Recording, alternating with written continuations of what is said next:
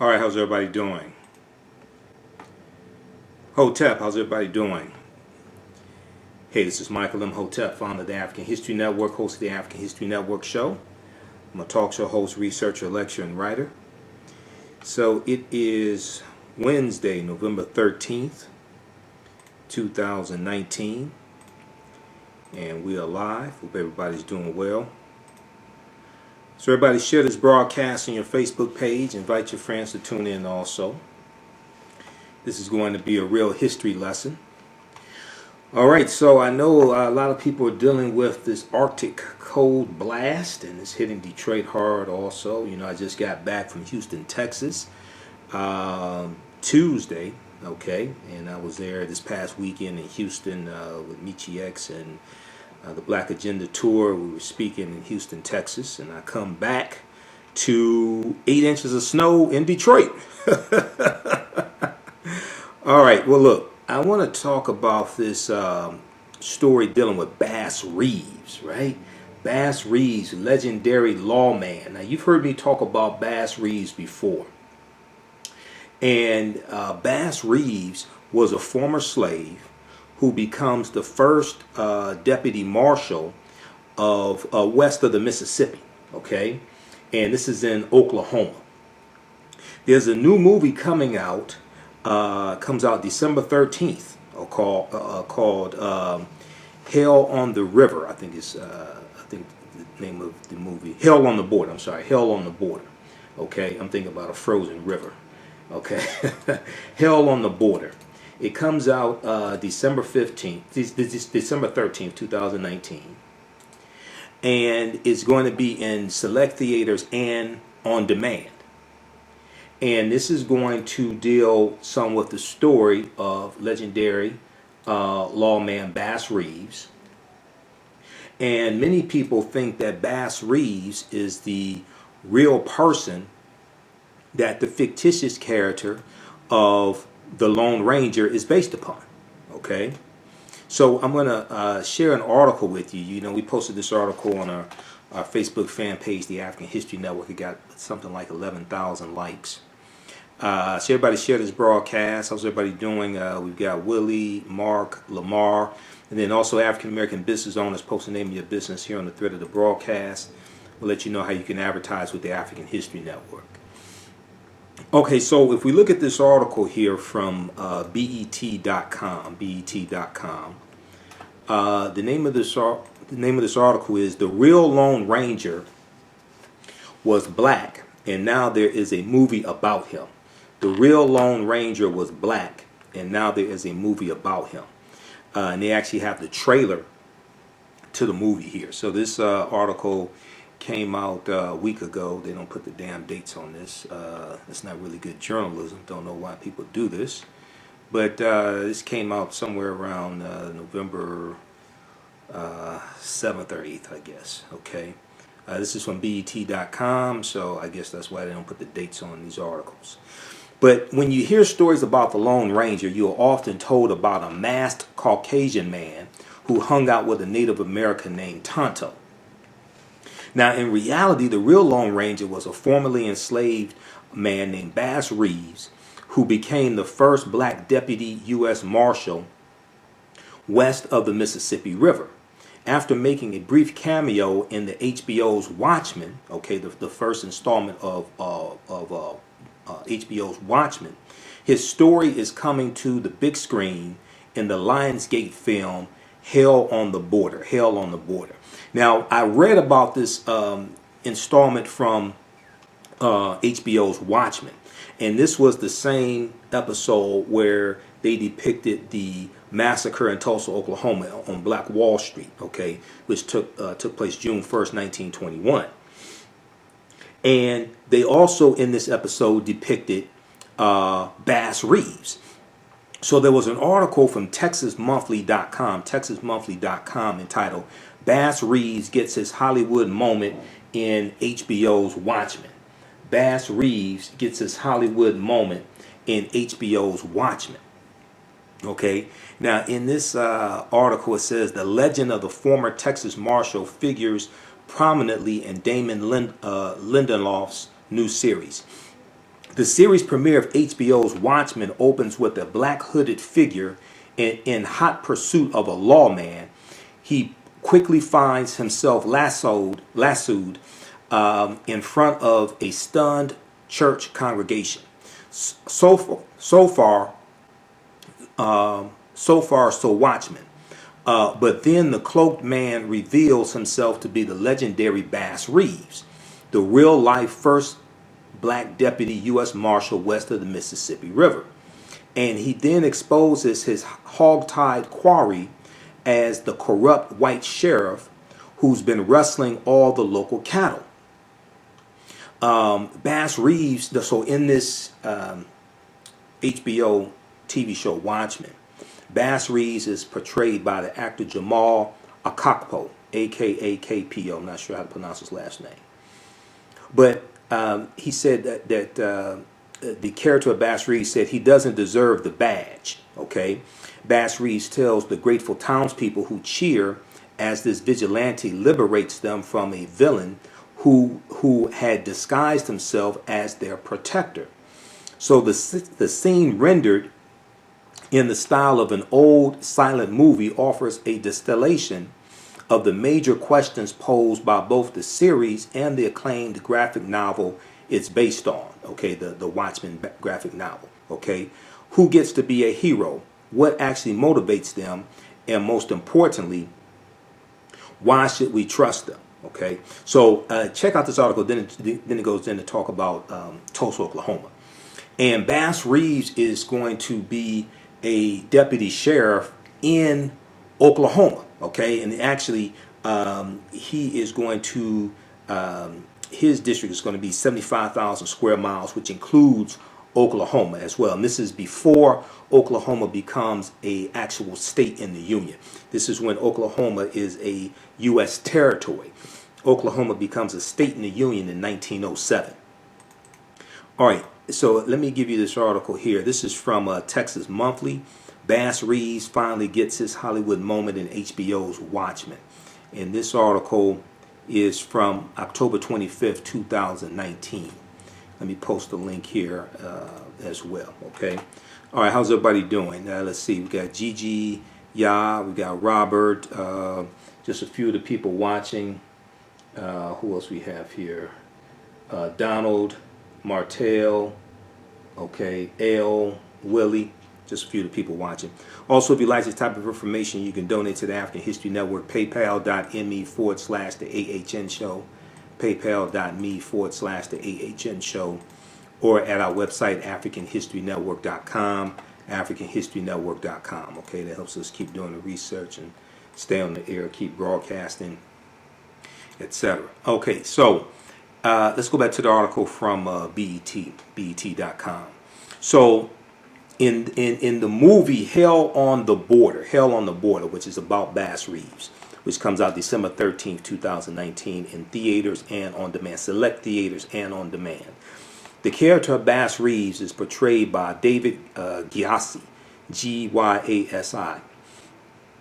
And Hell on the Border documents the trials in becoming a black lawman in the post-Civil War Western United States. Okay, so Civil War ends in 1865, and Bass Reeves is a former lawman. I mean, he's a former slave. Okay, now he escaped from slavery after the Civil War.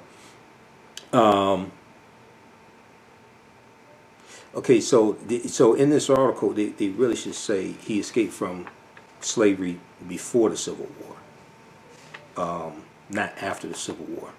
Bass Reeves arrives in Arkansas seeking a job with the law. To prove himself, he must hunt down a deadly outlaw, perennial villain Frank Grillo, with the help of a grizzled journeyman played by Ron Perlman. As he chases the criminal deeper into the Cherokee Nation, okay, or Cherokee Nation territory, Bass Reeves must not only dodge bullets, but severe discrimination in hopes of earning his star, okay, his star as a U.S. Deputy Marshal, and cement his place as a cowboy legend.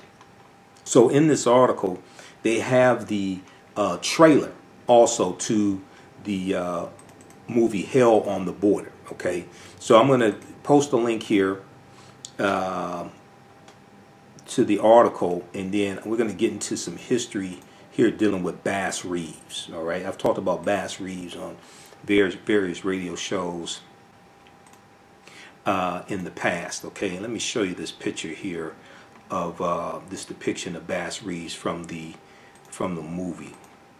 So let's pull this up. Let's turn on the screen share. Okay, here we go. Hopefully this will work.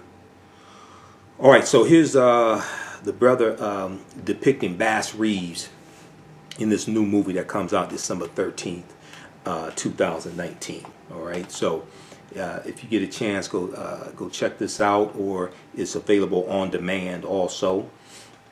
So we can check this out. It's good to see these movies and then have a discussion afterwards, because this is dealing with history. Okay, now I don't expect, being that this is Hollywood, I don't expect this to be 100% accurate. Okay, dealing with the history of Bass Reeves. None of the historical movies, whether they're white, dealing with whether they're dealing with white history, African American history, whatever. None of the movies are 100% historically accurate, even if it says based on a true story. Okay, based on a true story does not mean the movie is 100% accurate. It means the story that is based upon is true, but it's Hollywood, so they're going to take poetic license. They're going to take liberties, things like that. Okay, so it's idiotic to go to a Hollywood movie to think it's going to be 100% historically accurate. That doesn't happen, period. No movie is 100% historically accurate. These are not documentaries. All right, go watch the November 3rd 2019 edition of the African History Network show I did, where we dealt with the movie Harriet, and we dealt with the controversy surrounding the movie Harriet. And I separated fact from fiction. I was joined by a friend of mine, historian Jamon Jordan, and we go break down the movie from a historical perspective. We dealt with what the movie got right, what was problematic, things like that. Probably one of the best discussions that you would see dealing with the film. And then I provided you numerous sources to deal with the real history of Harriet Tubman also, so we can teach this to our people and teach this to our children. Okay, so you can watch that at the African History Network on Facebook, the African History Network on Facebook, also on our YouTube channel, Michael Imhotep, Imhotep on YouTube. All right, so let's deal with some of the history of Bass Reeves. Okay, so I'm going to give you a few articles dealing with this. Blackpast.org has a really good article dealing with Bass Reeves. He lived from 1838 to 1910. Blackpast.org, P-A-S-T. And then also TheRoot.com. Dr. Henry Louis Gates Jr. has a really good article. It's about a 5-page article, actually, he wrote back December 9th, 2013, entitled Was the Lone Ranger Black? So I have a lot of articles dealing with Bass Reeves and similarities between Bass Reeves and the Lone Ranger. So I've been studying this for a few years. And then also, I'm a big fan of the Lone Ranger, so I've seen all 5 seasons of the Lone Ranger TV show. Okay, I watched it a few years ago on Hulu because I was looking for similarities between Bass Reeves and the Lone Ranger. So I watched all 5 seasons of the Lone Ranger TV show, and they had all the episodes on Hulu. So Bass Reeves was born a slave in 1838. Okay, in Arkansas. Okay, now I've seen a couple of sources that say somewhere else like Alabama or something like that, but most sources say he was born in Arkansas. But he grew up in Texas. Okay, he was born in Crawford County, Arkansas in 1838. Now it's believed that Bass Reeves was the inspiration. Now some people believe that Bass Reeves also was the inspiration for the character of Django in the movie Django Unchained, portrayed by Jamie Foxx. All right, now I've seen a few articles dealing with that. I think blackden.com had an article. I want to get some more research on that. So Bass Reeves' slave master was Colonel George R. Reeves, R-E-E-V-E-S, Colonel George R. Reeves, and he's going to break away from his slave master and go live among the Cherokee, Creek, and Seminole Indians. All right. Now, it's not exactly clear how he gets away.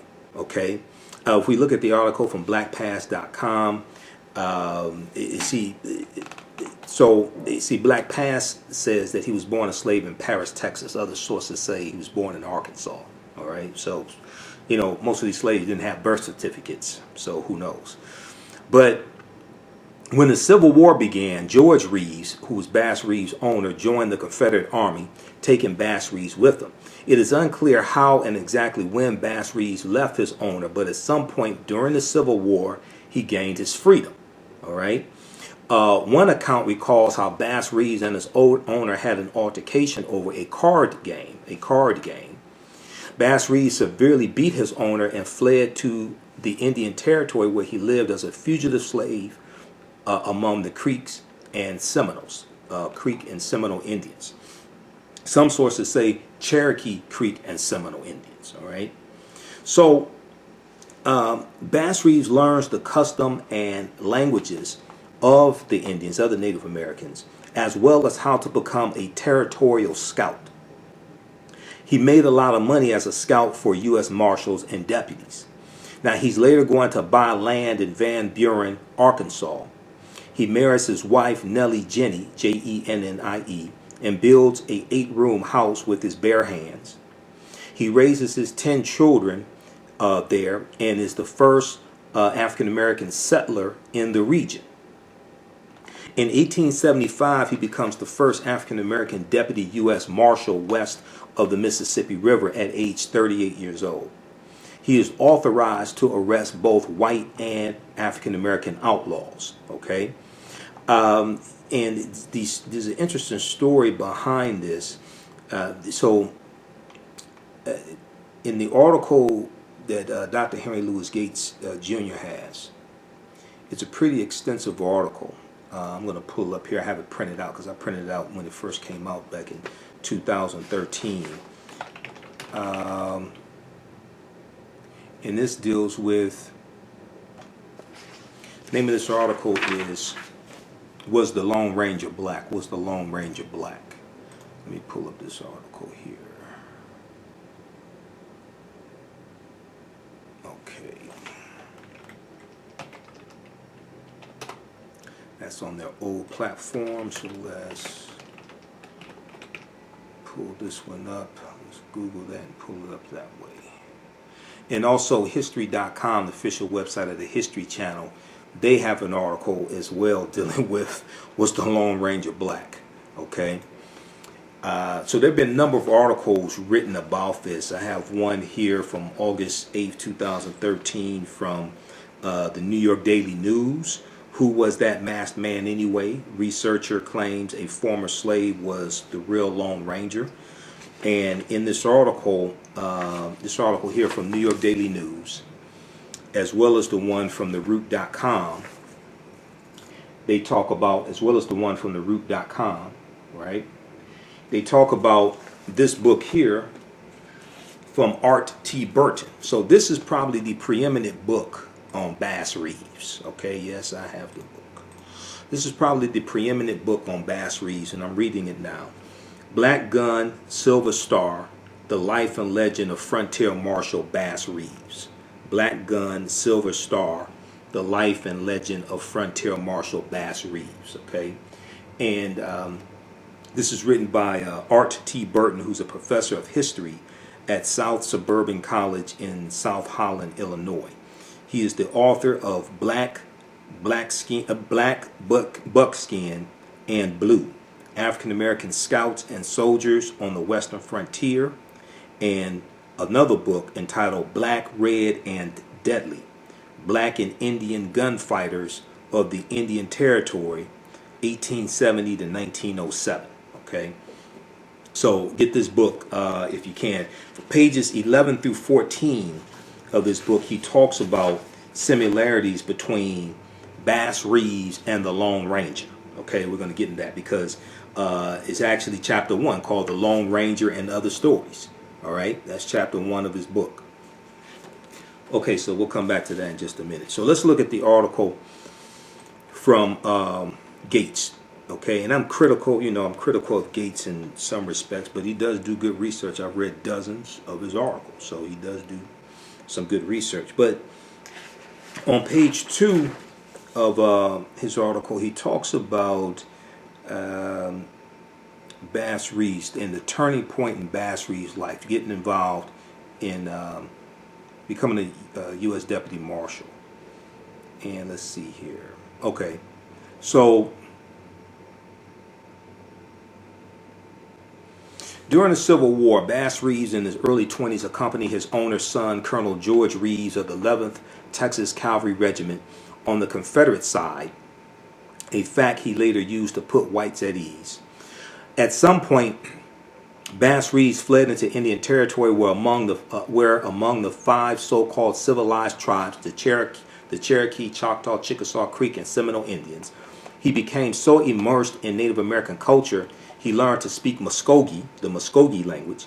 In 1870, Bass Reeves, by then married with 4 kids, moved to Van Buren, Arkansas, making his way as a farmhand, horse breeder, and territory scout and tracker. By the next census in 1880, he and his wife Jenny had 8 kids between the ages of 2 and 16, with more to follow. The turning point in Bass Reeves' life was the arrival of Judge Isaac C. Parker, a 2-term U.S. congressman from the state of Missouri, tasked with overseeing the federal district court in western Arkansas. Its base was Fort Smith, Arkansas, a few miles from Bass Reeves' house. Judge Parker's jurisdiction covered some 75,000 square miles, including the Indian Territory in what is present-day Oklahoma. To police this territory, he ordered his marshal to hire 200 deputy marshals, though according to a National Park Service historian to whom Art T. Burton spoke, the author of this book here, author Art T. Burton,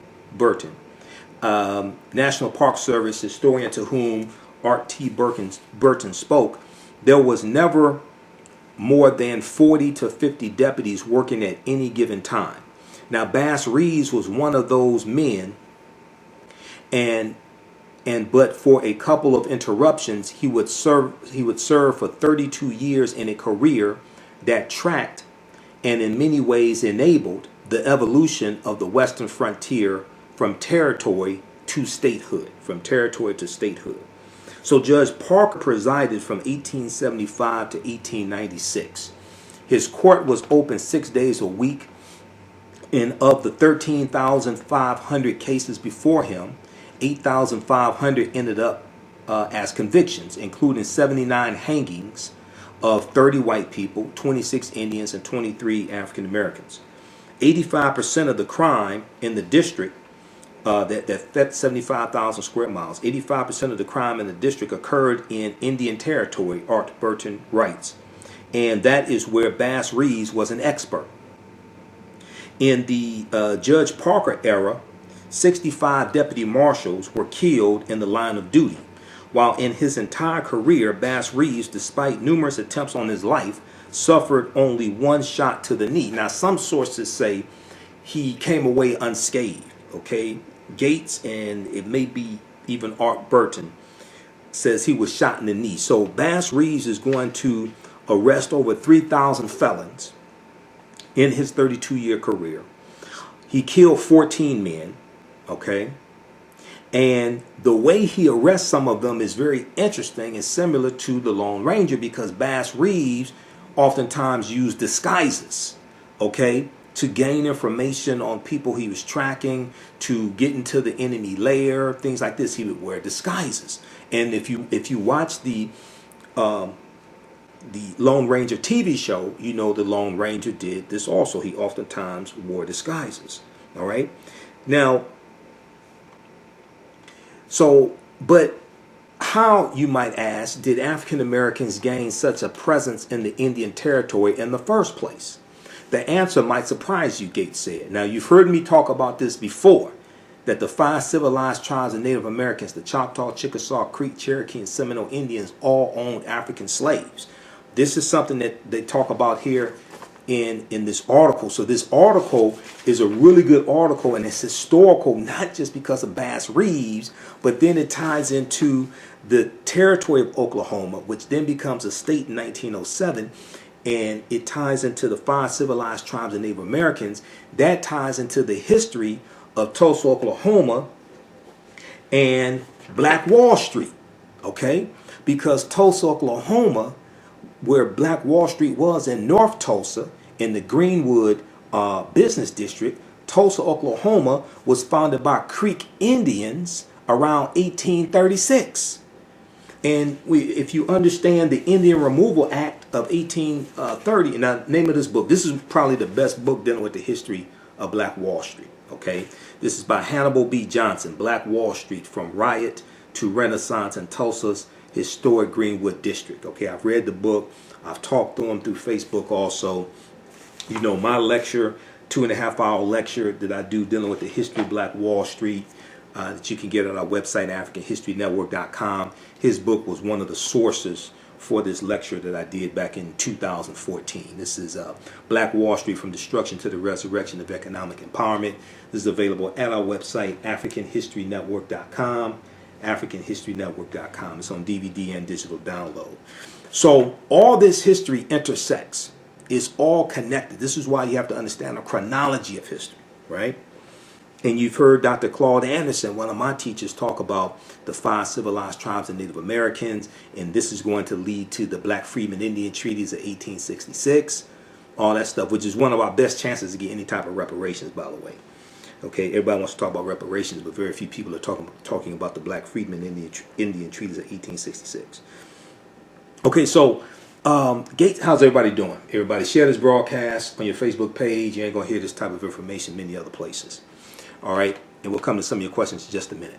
But so how did African Americans gain such a presence in the Indian Territory in the first place? According to the Oklahoma Historical Society website, from the late 18th century, okay, so that's the late 1700s, from the late 18th century on, Native Americans in the South, like whites, owned African slaves, owned black slaves.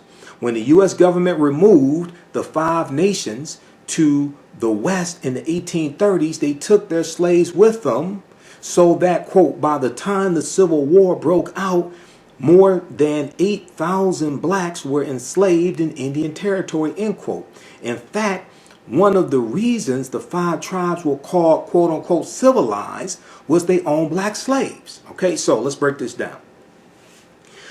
The Indian Removal Act of 1830 was signed by President Andrew Jackson, a white supremacist president who's the favorite president of Donald Trump. Imagine that. So they're kicking off the 5 civilized tribes of Native Americans off their land in the southeastern United States. Okay, Alabama, Georgia, this land, Mississippi, things like this. They're kicking them off this land, and they're sending them all out west over 1,000 miles on what's called the Trail of Tears. And about 1/3 of the people, now the estimates vary, but I've done research on this, so the estimates I've seen is that about 1/3 of the people who were with them on the Trail of Tears were African people. Okay, and these were black slaves, African slaves. Now some people argue that they were servants, or some of them were servants, or things like this. Okay, but they all go out west on the Trail of Tears, and they go into Oklahoma. The Choctaw, Chickasaw, Creek, Cherokee, and Seminole Indians, they all go into Oklahoma. They take their African slaves with them, and they're going to settle in different portions of Oklahoma. So this is how you get Tulsa. And Tulsa, Oklahoma, like I said, was founded by Creek Indians around 1836. And Tulsa comes from the Creek Indian word Tallahassee. Tallahassee became Tulsa. So when you study Tulsa, Oklahoma, or specifically North Tulsa, where the African Americans live, they had a small Native American population there as well in North Tulsa. It wasn't 100% all black. No. Majority, yeah, but you had Native Americans that lived there for a good reason. So when the Civil War breaks out, right? 1861 and 1865, all 5 civilized tribes of Native Americans fought on behalf of the South to maintain slavery. Let's go ahead and continue on page, what page are we on? Page 2? Page 3 of this article of Gates. Page 2 going to page 3. Enslaved people accounted for 14% of the population of the Indian Territory. And it wasn't until after the Civil War that emancipation arrived for some of the slaves. Now, Civil War officially ends June 2nd, 1865. Okay? And then the 13th Amendment is adopted December 6, 1865, and ratified December 18th, 1865.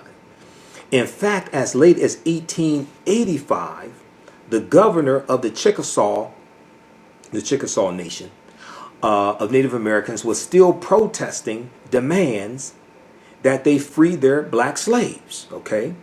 Now, I'm not sure if this is supposed to be 1885 or 1865.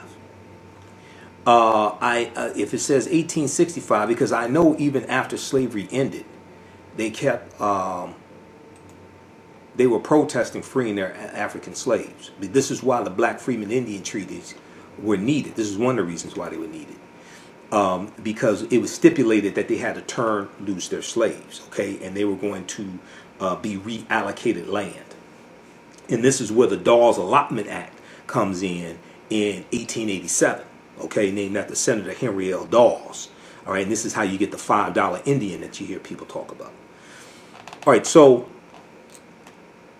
and I'm trying to see, I guess this is not linked. They have a hyperlink here. But anyway, let's continue. So the governor of the Chickasaw,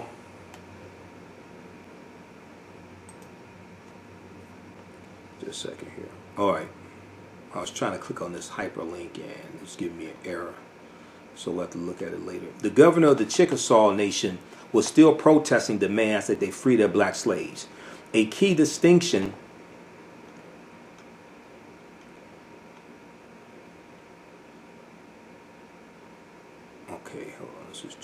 around.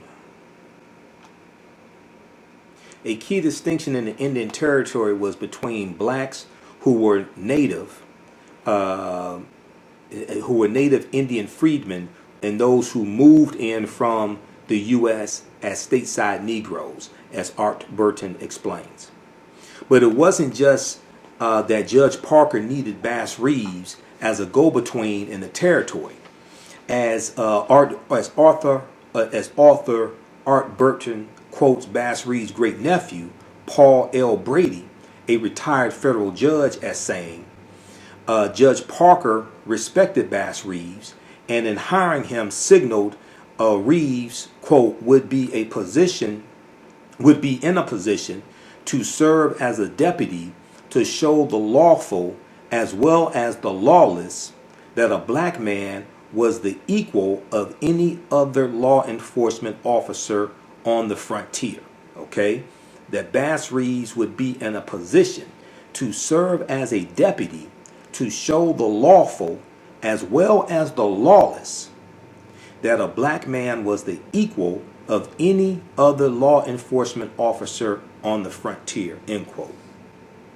Now, in his travels, Bass Reeves rode with an outfit that commonly featured a posse man, guard and cook who manned the wagon filled with prisoners on the return trip to Fort Smith, for example. While Bass Reeves searched the perimeter on horseback. As author Art Burton writes, Bass Reeves' favorite weapon was the Winchester rifle, but he also wore a pair of 6-shooters with the butt forward for a cross-handed draw, so he could draw either gun with either hand. When you see the trailer for the movie Hell on the Border, okay, and I'm going to tell you where that title comes from in just a minute, you see Bass Reeves and he has his guns butt first, and he wore 2 guns, just like the Lone Ranger wore 2 guns as well. Okay, so He wore a pair of six-shooters butt forward for a cross-handed draw, wrote Charles W. Money in a Shawnee, Oklahoma newspaper. By the time he was done, Bass Reeves estimated he had made more than 3,000 arrests, and it was not uncommon for him to haul 17 people at a time over great distances back to Judge Parker's court, known throughout the territory as Hell on the Border. Hell on the Border. So Judge Parker's court was known as Hell on the Border, and that's where the title of this Bass Reeves movie comes from, called Hell on the Border.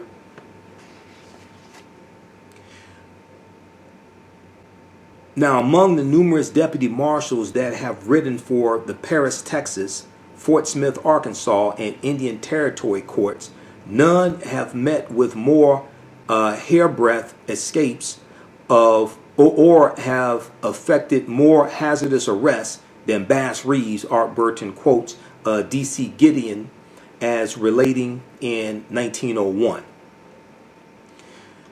Several bad men have gone to their long home for refusing to halt when commanded by Bass Reeves. There were 14 known Bass Reeves killings, Art Burton says, and probably more since others may have gone underreported because of Bass Reeves' race. All right, now if we look at some more history here dealing with Bass Reeves, and now get into some similarities dealing with the Lone Ranger.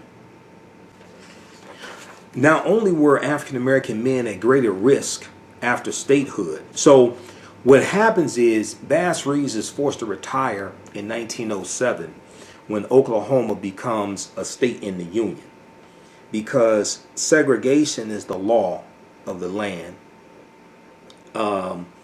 especially in the southern states. So segregation is the law, so he's forced to retire now that Oklahoma is a state in the Union.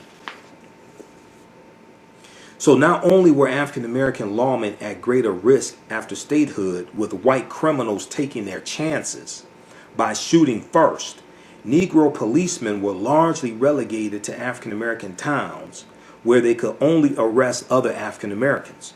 Turns out the one outlaw Bass Reeves could not cuff was Jim Crow. Jim Crow was the law. So this is dealing with once Oklahoma becomes a territory, okay? On one occasion, Bass Reeves had to guard the Paris, Texas jail under threat that a mob would lynch those detained inside. And let me scroll down here to this here. Yeah, so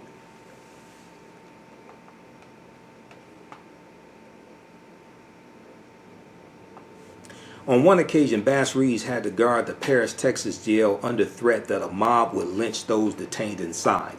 On another occasion, he had to pursue those who had murdered an African American man and a white woman for living together, even though no one went to prison. What was called the Wybark tragedy, W-Y-B-A-R-K, the Wybark tragedy, it was called. And in one standoff with a white outlaw in public, Bass Reeves realized the only way to restore order was to let his target surrender his weapons to a white man. Okay? So in the play world in which I grew up, there were white cowboys and red Indians. In Bass Reeves, this is, I think Gates saying this, but in Bass Reeves' world, everything was more mixed.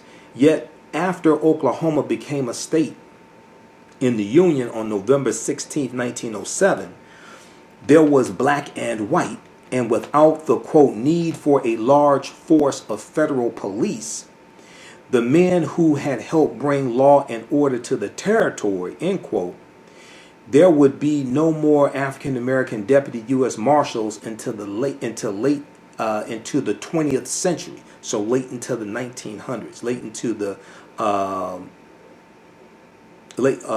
until late in the 20th century. He's saying late into the 1900s. Interesting. So not only were black lawmen at greater risk and after statehood, with white criminals taking their chances by shooting first, Negro policemen were largely relegated to black towns where they could only arrest other blacks. Turns out the one outlaw Bass Reeves could not cuff was Jim Crow. Jim Crow was the law. So Bass Reeves retires from the Marshal Service in November of 1907. Okay, because this is when Oklahoma becomes a state in the Union. 2 months later, he joined the Muskogee Police Department, walking a beat with a cane. Though, as the Western Age put it on January 2nd, 1908, Bass Reeves was, quote, as quick of a trigger as in the days when the gunmen were in demand, end quote. Okay? And Bass Reeves died on January 12th, 1910. Reeves died at his home due to complications from Bright's disease, which was a kidney disorder.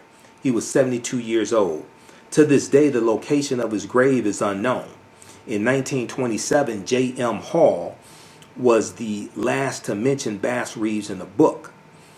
Art Burton writes, in 1927, J.M. Hall was the last to mention Bass Reeves in the book. Art Burton writes, until 1971 when William L. Katz, K-A-T-Z, released The Black West, and K. Teal, T-E-A-L, published Black History in Oklahoma. Now, in 2010, there was a fictionalized movie called Bass Reeves about his life and military career. And actor Morgan Freeman portrayed Bass Reeves. I haven't seen that film. Let me know if you've seen that film. How was it? Actor Morgan Freeman spent more than 5 years attempting to get the story of Bass Reeves to the big screen. Now, let's see. So Bass Reeves was known to wear disguises to capture outlaws. He possibly, now also there's stories of Bass Reeves giving out silver dollars, okay, basically as his calling card. And just as the Lone Ranger gave out silver bullets. So when we look at, let's look at the book by Art Burton, page 11. Okay, this is Black Gun, Silver Star, the life and legend of Frontier Marshal Bass Reeves. Okay, Black Gun, Silver Star, the life and legend of Frontier Marshal Bass Reeves. And let's look at some of your comments here. We'll go to that. We'll look at some similarities between Bass Reeves. Where is he buried? We're not sure where he's buried.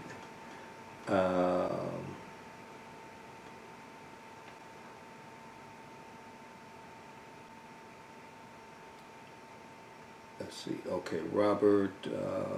Who else we have here? Nicole. Something new. Nicole said, I learned something new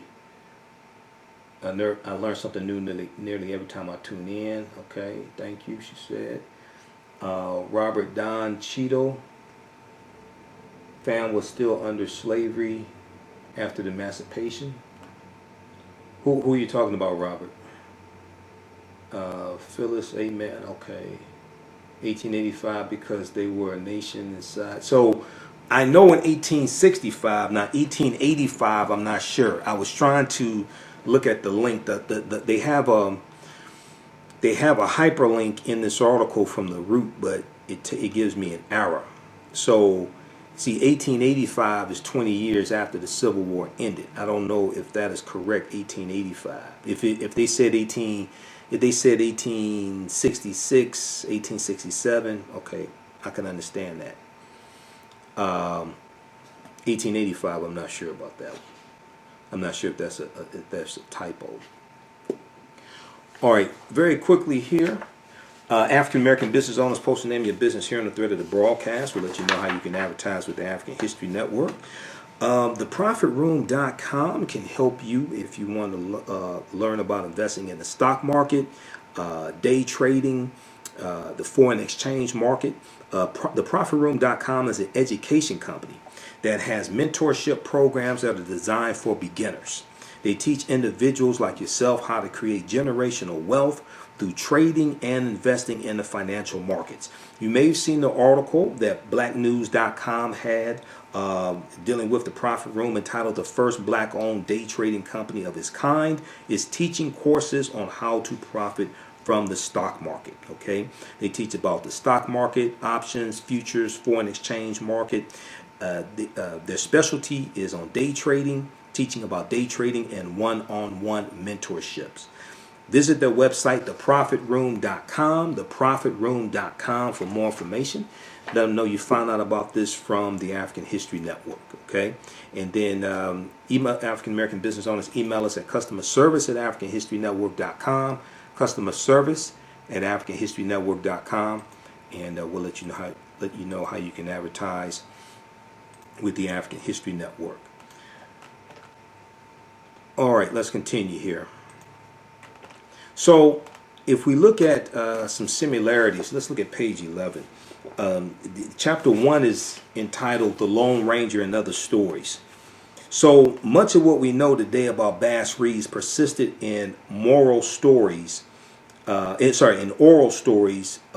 by individuals and families whose origins are in frontier Oklahoma. I was able to collect a few of these stories from persons who currently reside in Oklahoma or have lived there in the past. This chapter will focus on these folktales. After I finished writing the book Black, Red, and Deadly, I thought about the uncanny similarities between Bass Reeves and the TV and radio character, the Lone Ranger. Federal law mandated that Deputy U.S. Marshals have at least one posse man with them whenever they went out in the field. Oftentimes, the men who assisted Bass Reeves were Native Americans, like the character Tonto, who assisted the Lone Ranger. All right, so we know that the Lone Ranger had Tonto as a sidekick. Now, Tonto would call the Lone Ranger Kimosabi, which means trusty scout. All right, the Lone Ranger wore a mask. Okay, and they talk about how the fact that Bass Reeves was black. They talk about how there was a relationship there. Now, it was common practice for Bass Reeves to work in disguise while trying to capture fugitives from justice, a la the Lone Ranger who wore a black mask. Many times the white settlers in the territory didn't know Bass Reeves' name and called him the Black Marshal. Likewise, many people didn't know the name of the Lone Ranger. For many African Americans during this time in American history, their dark faces became a mask to white America. They became invisible. Now, an even greater similarity is that the Lone Ranger, if you watch the TV show, he would oftentimes use a disguise to gain information on people he was tracking, on criminals he was tracking. He had one disguise as a college professor. He had another disguise as a Mexican peasant. He had another disguise as an old man. Okay, so he would use the actual Lone Ranger would use these different types of disguises, as Bass Reeves would use disguises as well. All right, so we know that the Lone Ranger gave out the silver bullet. Bass Reeves would give out a silver dollar. Lone Ranger had two guns. Bass Reeves had two guns. Lone Ranger rode a white horse named Silver. Bass Reeves rode a gray horse oftentimes that people said looked like it was a white horse. All right. And so on page 13, in another interesting similarity to the Lone Ranger, Bass Reeves may have ridden a white horse during one period of his career. During the trial of Bass Reeves for murdering his cook, so he accidentally shot and killed his cook. Bass Reeves rode a gray horse. A gray horse can look anywhere from near black to near white, So it was possible that Bass Reeves rode a horse that appeared to be white. Another possible connection, though tenuous, is that the original story of the Lone Ranger began on the radio in Detroit in 1933.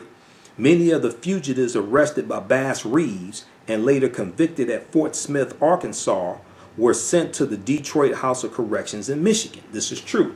So, so I'm an old radio show buff, right? And I've listened to probably 200 episodes of Dragnet, listened to Sergeant Preston of the Yukon.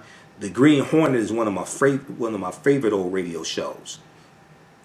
But also listen to many episodes of the Lone Ranger. Once again, name of this book, The Black Gun, Silver Star, Black Gun, Silver Star, The Life and Legend of Frontier Marshal Bass Reeves.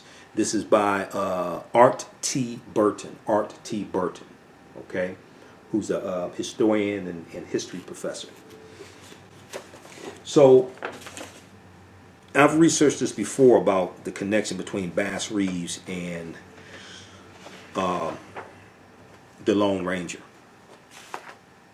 Okay, so the Lone Ranger radio show debuted in 1933 on WXYZ radio in Detroit.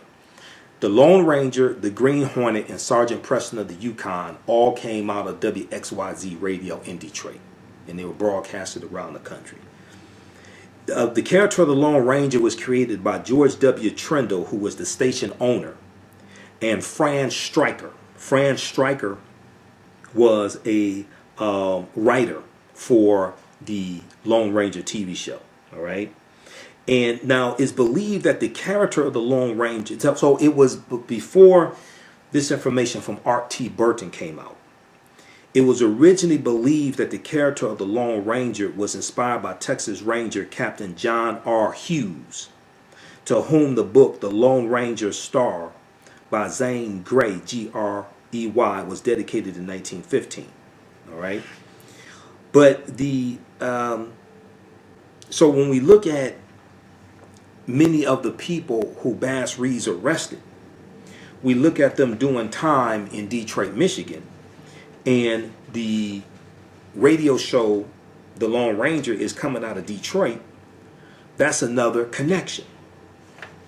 You can read more information dealing with the history of the Lone Ranger radio show and character. They have it at Wikipedia. I'm not a big fan of Wikipedia, but they have some things they get right. So just search for the Lone Ranger on Wikipedia. And there's a couple things here I'll point out to you. Now, there was a interlocking storyline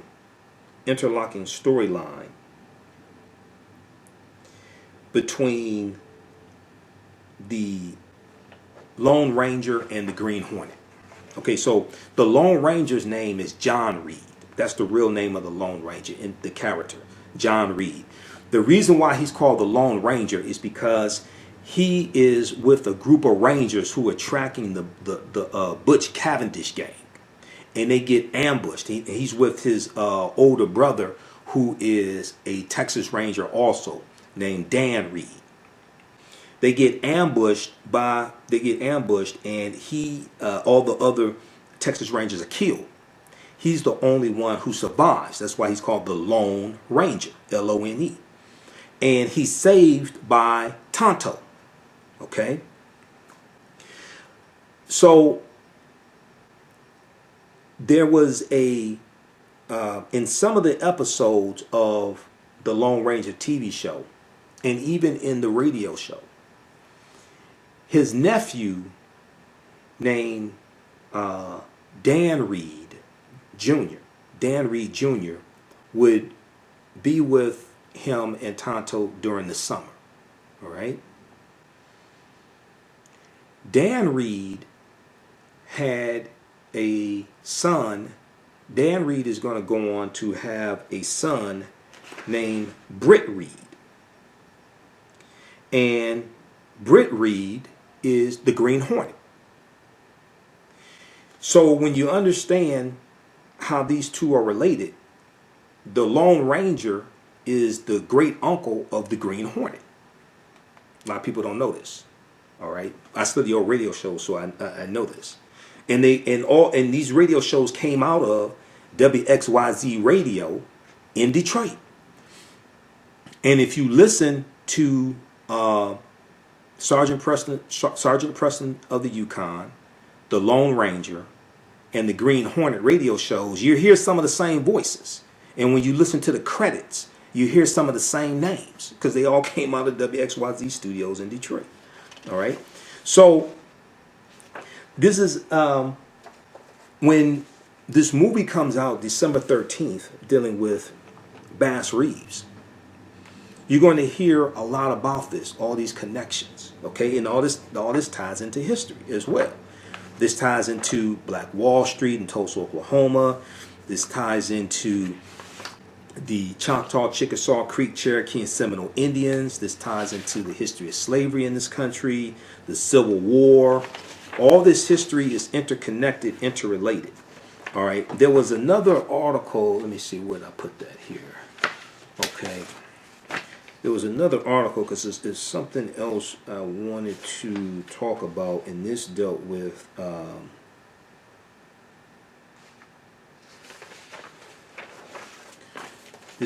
Tulsa, Oklahoma.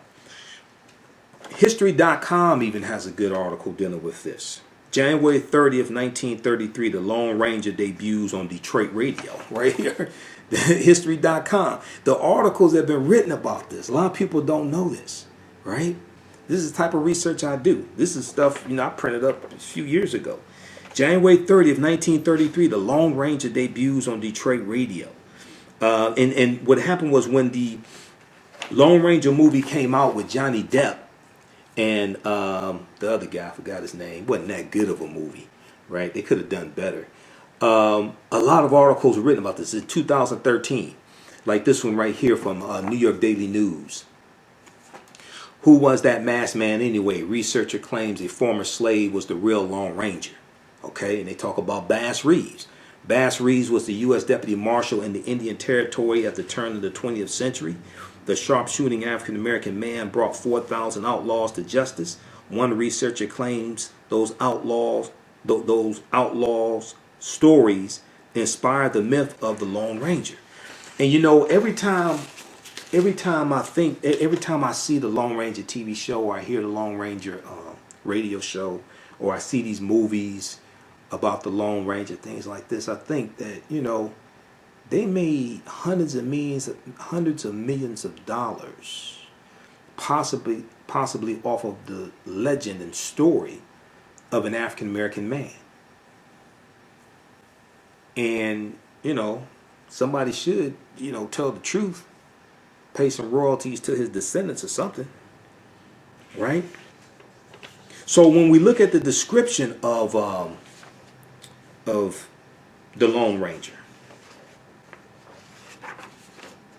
Gates writes on page 2 of his article, was the Lone Ranger black? And on page 2 of this article here from New York Daily News, who was that masked man anyway? They talk about how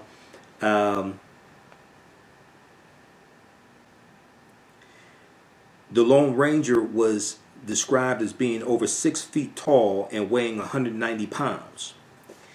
And Bass Reeves was 6'2" and 190 pounds. There's another similarity there as well. Their build, okay? Now we know Bass Reeves was, another interesting thing about Bass Reeves is that he was illiterate because he was a former slave. So majority of slaves didn't read and write. You had some, a smaller number, who learned to read and write. Harriet Tubman never learned to read and write. She was illiterate.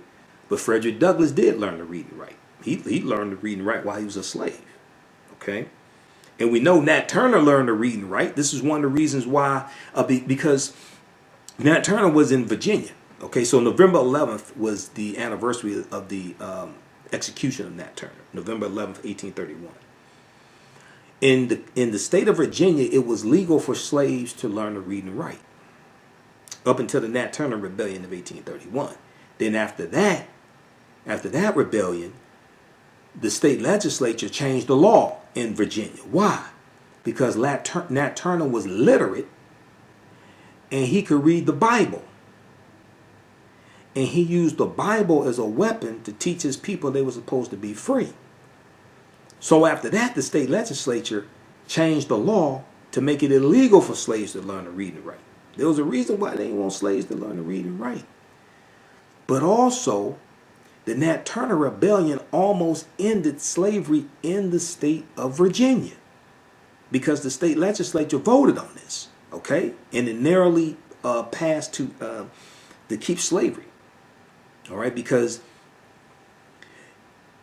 going back to 1800, you had the Gabriel Prosser slave conspiracy, conspiracy, the Gabriel Prosser. So when the Nat Turner Rebellion took place, they didn't know how many people were involved in it until they rounded all of them up and finally got Nat Turner. He was in hiding for almost 2 months. Okay.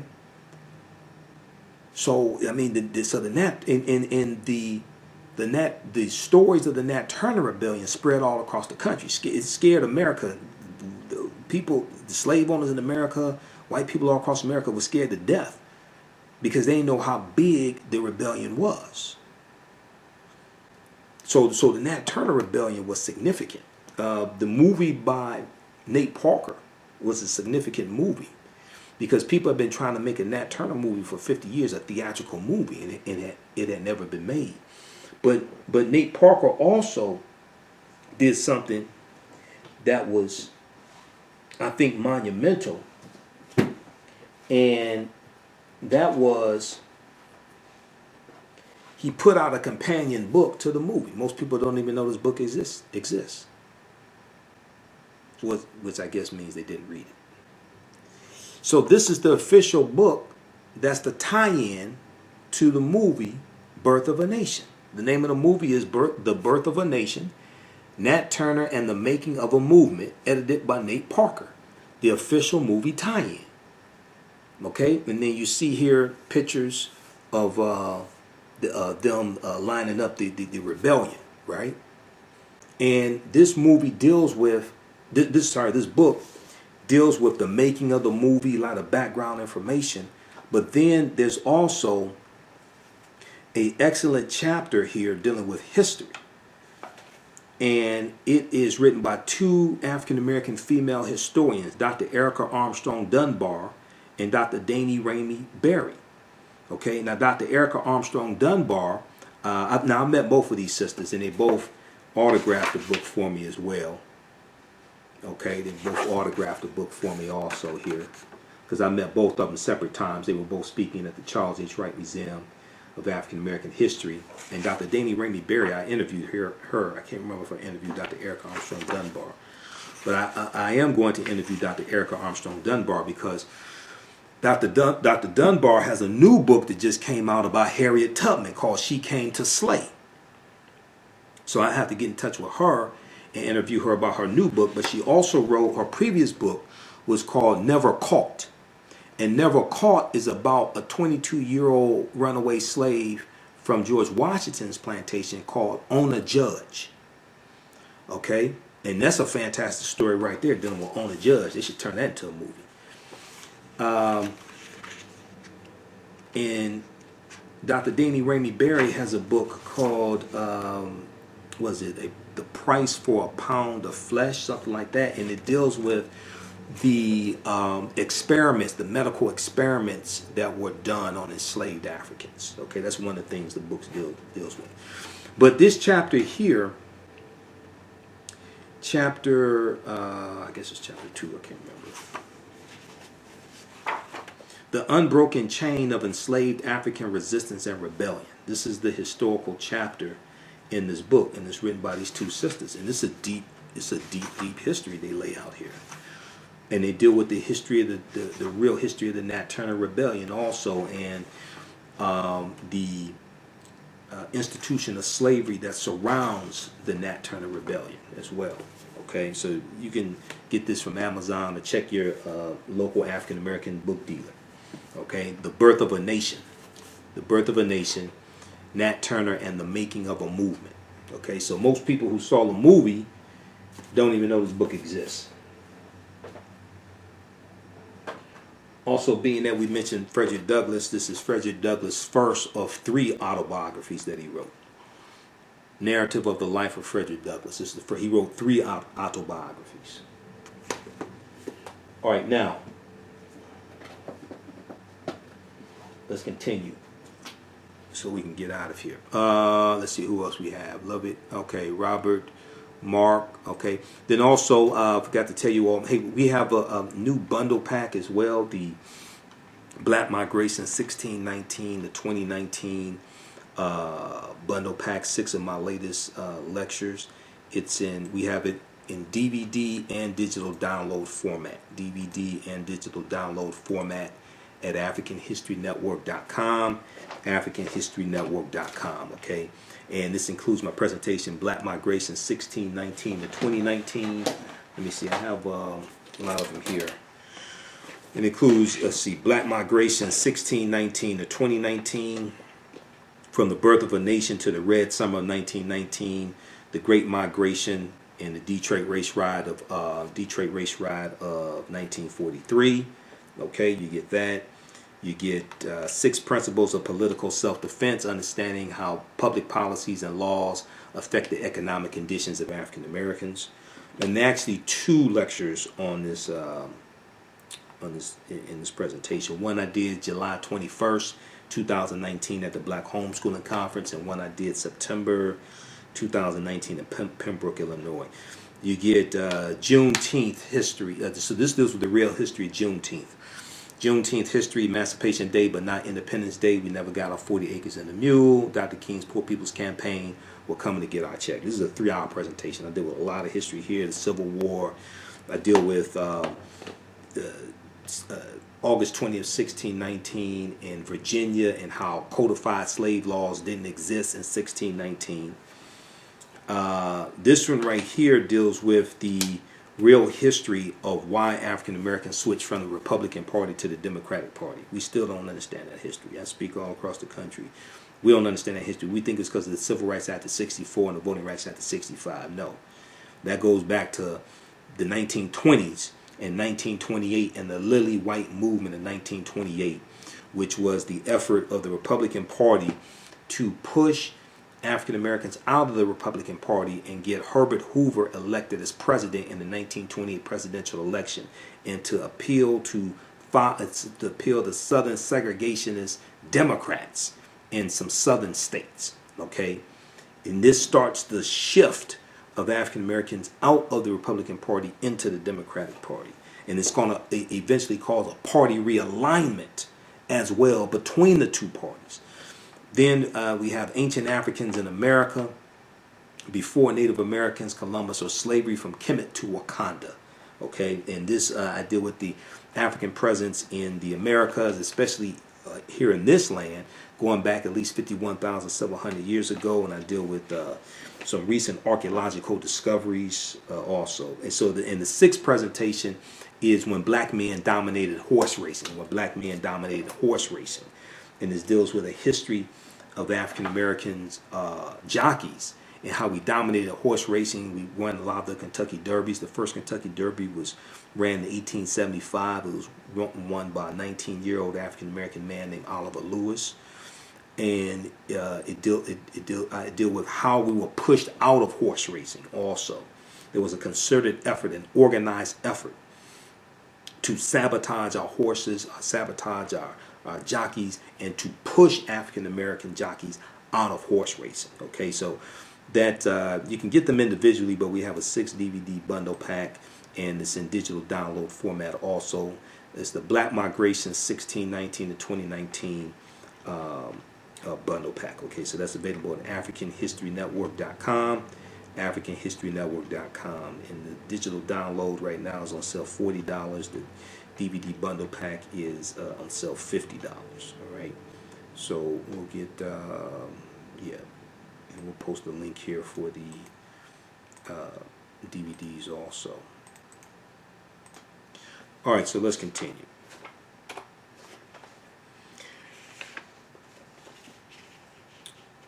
Let's see. Okay, so this is the article from New York Daily News.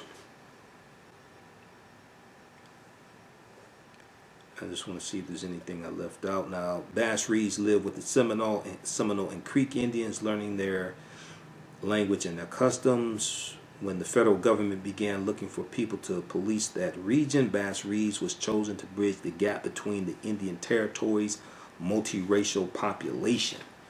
I mean, this is a deep, rich history here. So when the movie comes out, Hell on the Border, I want to see how much history they deal with between the relationship between the Choctaw, Chickasaw, Creek, Cherokee, and Seminole Indians and African Americans, and see if they show the Native Americans owning African slaves, things like that. I want to see if they deal with any of that. All right, now I was looking at Art Burton's book. Okay, I want to make sure I get through my notes here on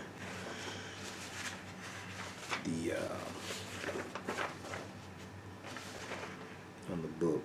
Okay, so we got that. I was looking at Art Burton's book today,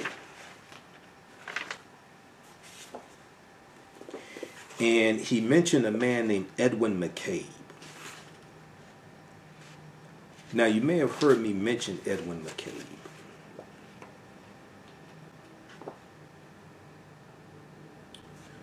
And is that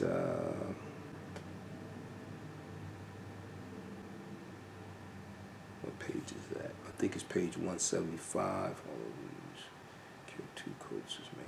This is Winchester. Let me see something here. Edwin McCabe is significant in the history of Tulsa, Oklahoma, especially dealing with Black Wall Street history. Hold on, where is this?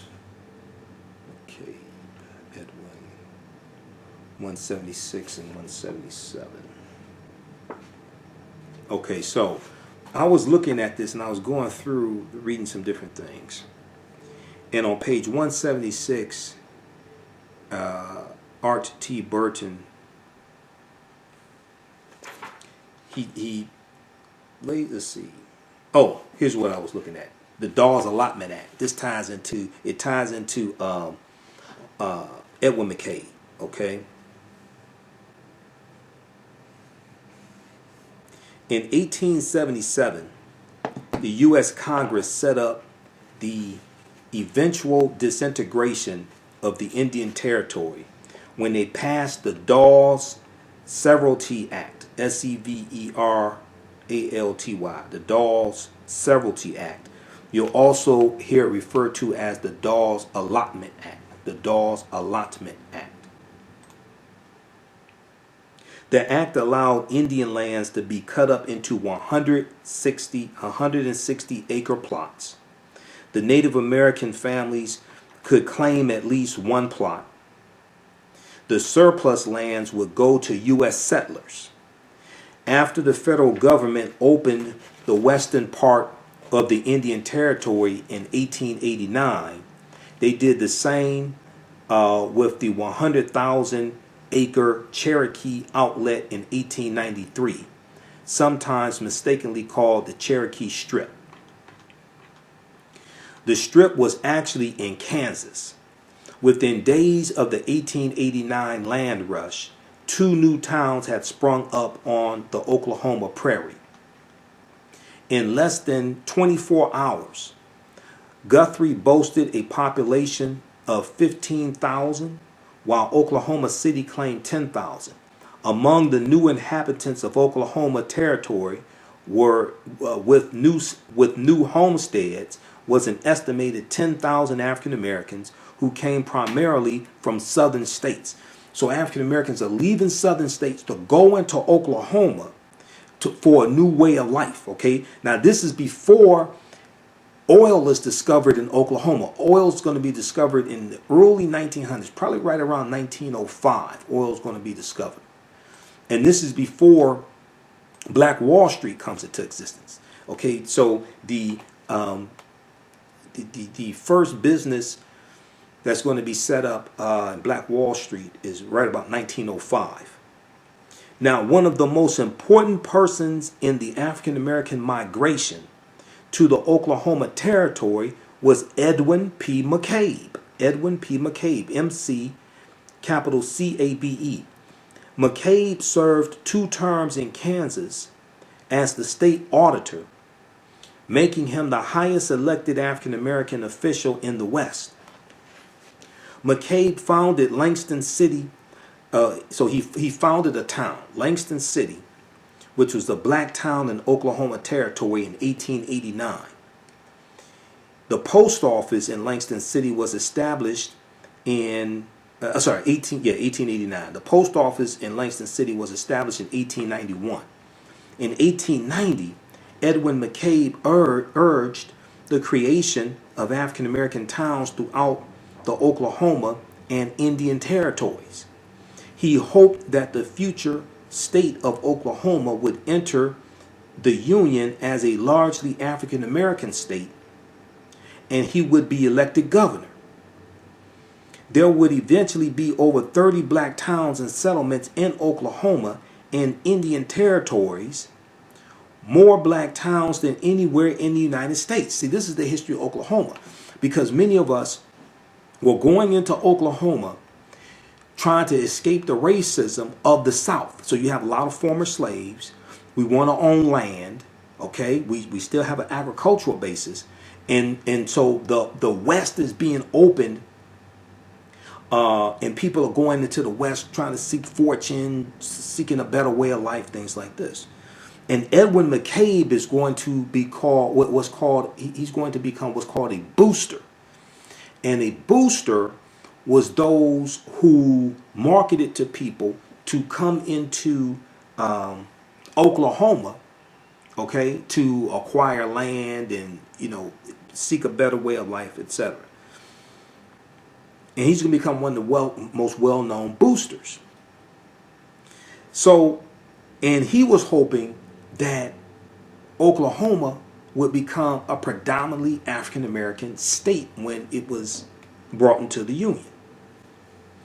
He hoped that the future state of Oklahoma would enter the Union as a largely African-American state, and he would be elected governor.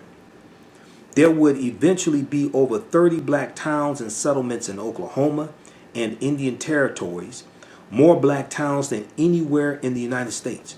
About a dozen of these towns still exist. Boley in the Creek Nation, B-O-L-E-Y, Boley in the Creek Nation was the largest and most prosperous. In 1905, Booker T. Washington, the leading African-American national politician, said Boley was, quote, the most enterprising and in many ways the most interesting of the Negro towns in the United States, end quote. Because of Edwin P. McCabe's political ambitions, white people saw him as a serious foe to their settlement plans in the new territory. A newspaper from outside Oklahoma Territory stated in September 1891 that the closest Edwin P. McCabe came to being seriously injured was on one trip from Langston City to Guthrie through the Iowa Indian lands. He ran into 3 armed white men who ordered him to go back whence he came. He declined, and they opened fire on him. One shot struck the palm of his saddle, and being unharmed, he fled back to Langston, and then to Guthrie. In the book African Americans in the West, author Kendall A. Jackson states that at this explosive political time in Oklahoma Territory, Bass Reeves played an important role in keeping the peace. The deputy U.S. Marshal patrolled the outskirts of Langston City. Bass Reeves, according to the book, protected Edwin P. McCabe against death threats. I have not been able to corroborate this story with other sources, but it may be true. Langston City would later become the home of present-day Langston University, the only historically black college in Oklahoma, which my mother attended for 1 year. In 1897, Edwin P. McCabe became the deputy auditor of Oklahoma Territory a post he held until 1907 when Oklahoma became a state. None of Edwin P. McCabe's plans were ever realized, and he died in near poverty in Chicago in 1920.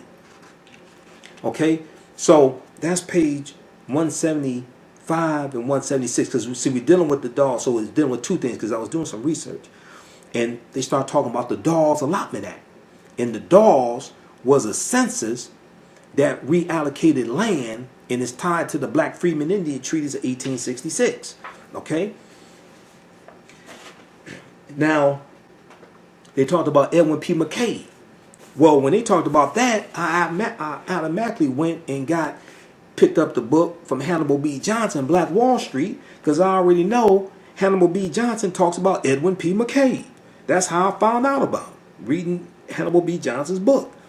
So Johnson on page 5 it says, many African Americans came to the Oklahoma Territory in answer to the call of African American Oklahoma boosters. These boosters viewed the Oklahoma Territory as an escape from the racism and sometimes barbarism they faced in their home states. Promotional literature touting free land, full citizenship rights, and an escape from race-based discrimination proved irresistible for many. The booster among boosters was Edwin P. McCabe, a prominent African-American man from Kansas.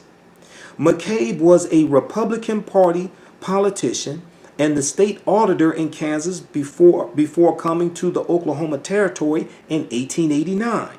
He dreamed of the day when the Oklahoma Territory would become an all-black state, or at minimum a state politically dominated by African Americans. Edwin P. McCabe purchased 320 acres of land near Guthrie, Oklahoma, and coaxed long-suffering settlers to the site. This settlement became the town of Langston, named for an African-American Virginia Congressman, John M. Langston. Edwin P. McCabe founded a newspaper, the Langston Herald, and used it chiefly as a propaganda vehicle for his boosterism of the Oklahoma Territory. Okay? Edwin P. McCabe appealed to African Americans to abandon the back-breaking grind of Southern plantation living for the greener pastures of the Oklahoma Territory. He said, "What will you be if you stay in the South? Slaves liable to be killed at any time and never treated right. But if you come to Oklahoma, you have equal chances with the white man, free and independent. Why do Southern whites always run down Oklahoma and try to keep the Negroes from coming here? Because they want to keep them there and live off their labor. White people are coming here every day," end quote. So ultimately, Edwin P. McCabe's vision of an all-black state generated blind fear and dark suspicion among whites and Native Americans.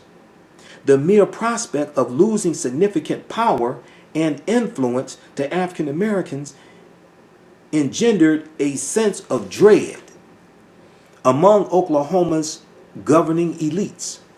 Some feared the possibility that Edwin P. McCabe could become the territorial governor. Southern white politicians and plantation owners, fearful that the creation of an all-black state would wreak havoc on their primary source of cheap, unskilled labor, sought to persuade African Americans that Oklahoma land was not suitable for farming. Even some African Americans grew weary of McCabe's incessant boosterism. Black freedmen in Oklahoma came to resent new migrants from the South because of their submissive, servile behavior toward whites in the Oklahoma Territory. This is a deep history. This is dealing with before Black Wall Street comes into existence, starting in 1905. This is going back dealing with the history before Black Wall Street comes into existence. So then, let's see here. So this is some really deep history. So I'm wondering if in the movie Hell on the Border, dealing with Bass Reeves, they're going to deal with any of this history, because this is dealing with the time that this foundation is being laid that's going to become Black Wall Street. Let me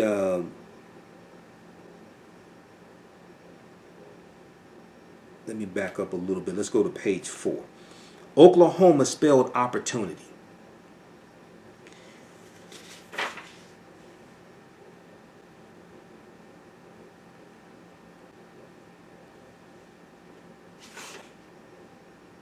Many of the African Americans bought parcels, so African Americans moving into the Oklahoma territory.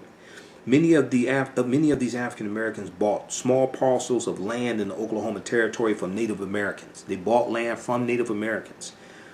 Others received land under then prevailing federal government Indian allotment policy.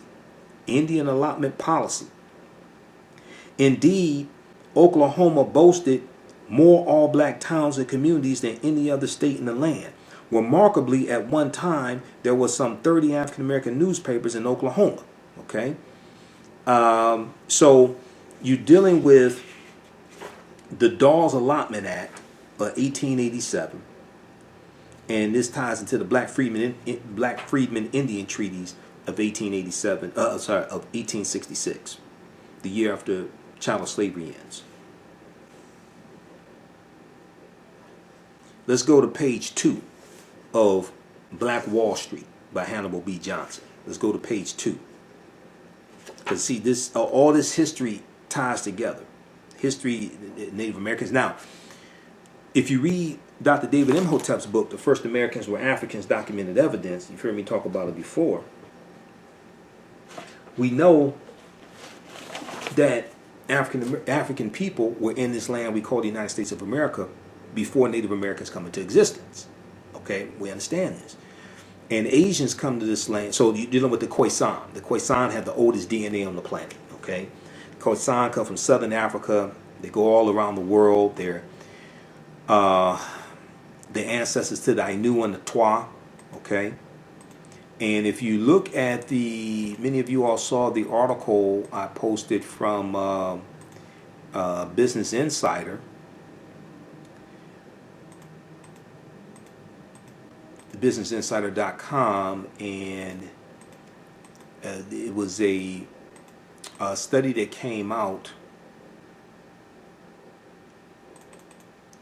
It was a study that came out recently, and it deals with how the all living human beings today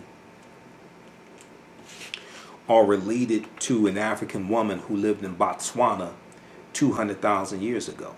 Okay, some of you all may have seen the article. Let me pull it up here.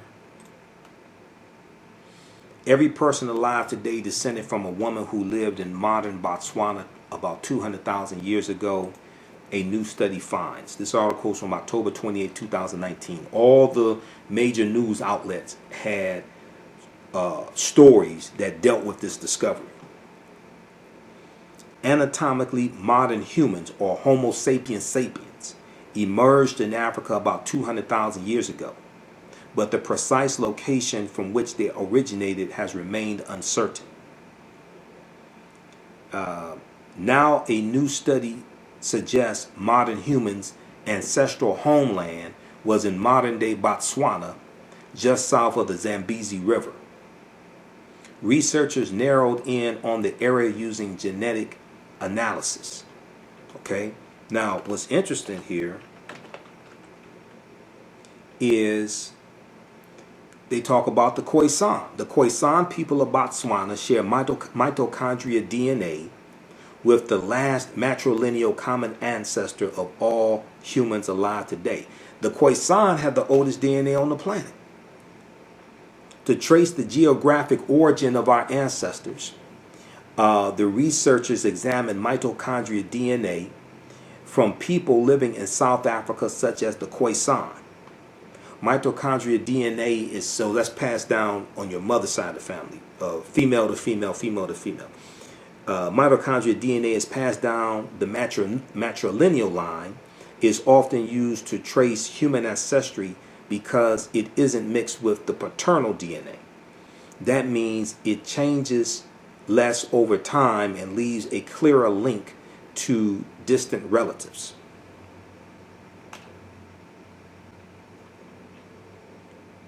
So check out this article because they talk about the Khoisan in here, and you can look at other articles. So this study is in, I think it was the Journal of Nature. This study was in. And the new study published, the Journal of Nature. Okay, so the new study is published in the Journal of Nature also. And at the Journal of Nature's website, which is nature.com, the study is called Human Origins in a Southern African Paleo Wetland and First Migrations. Okay, and you got to pay to read this damn study, so I got to find another way to read it. I have to go through a back door or something like that, okay?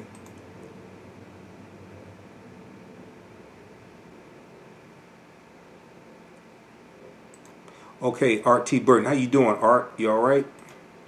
I will contact you, man. What I'm going to do, I'm going to contact you, set up an interview with you, brother.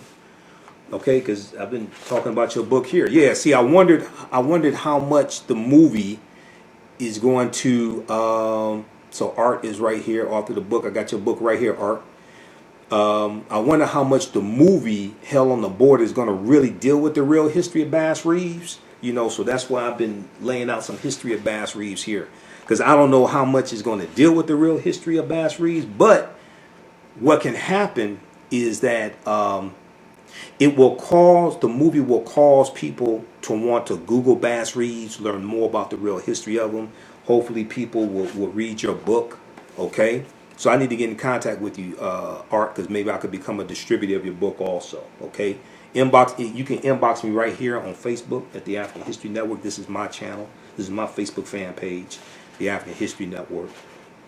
And I'll set up an interview with you also, all right?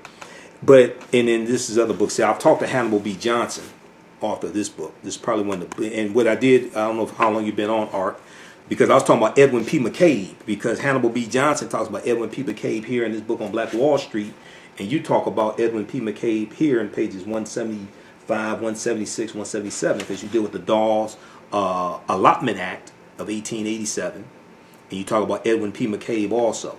But if we look at page 2 of Hannibal B. Johnson's book, just to show you the connection between all of this. Oklahoma's first contingent of African American settlers arrived during the 1830s and 1840s. They came as a result of the forced removal of the so-called 5 civilized tribes from the southeastern United States to the Oklahoma Territory. This is the Trail of Tears I was talking about earlier. These tribes, slaveholders all, brought with them both African American slaves and freedmen over the legendary Trail of Tears. African Americans and Native Americans intermarried. Leaders of the 5 tribes, the Choctaw, Chickasaw, Creek, Cherokee, and Seminole Indians, met with federal officials in Fort Smith, Arkansas, after the Civil War and the ratification of the 13th Amendment, which was ratified December 6, 1865. Resultant treaties provided for the liberation of the slaves and the adoption of freedmen into the tribes, with accompanying annuity and land rights. Most former slaves eventually received allotments of land ranging in mass from 40 to 100 acres. The number of African Americans in the Oklahoma Territory exceeded 6,000 by the year 1870. So this is tying into the Black Freedmen Indian Treaties of 1887. And then this also ties into the Dawes Allotment Act of the Black Freedmen Indian Treaties of 1866, right after slavery ends, the year after slavery ends. And this ties into the Dawes Allotment Act of 1887. Okay? So let's look at a couple of sources here for the Dawes Allotment Act. All right, we'll go to history.com, and then we'll go to Britannica.com. So February 8th, 1887, President Stephen Grover Cleveland signs the Dawes Severity Act, and is also referred to as the Dawes Allotment Act. All right, and just so you know, so a lot of people call Donald Trump 45, right? But there's only been 44 U.S. presidents, starting with George Washington, because Stephen Grover Cleveland was elected to 2 non-consecutive terms as president. So if you start counting the presidents from George Washington, you get to Donald Trump. There's only been 44, okay? Because Grover Cleveland gets counted twice. That's why I don't call him 45, okay? In a well-meaning but ultimately flawed attempt to assimilate Native Americans, President Grover Cleveland signs an act to end tribal control of reservations and divide their land into individual holdings. Named for its chief author, Senator Henry Lawrence Dawes, D-A-W-E-S, from Massachusetts. The Dawes Severity Act, also you'll see referred to as the Dawes Allotment Act, because in how white folks got so rich, the untold story of American white supremacy, they refer to it as the Dawes Allotment Act, and you'll see, those sources refer to it as the Dawes Allotment Act, also 1887.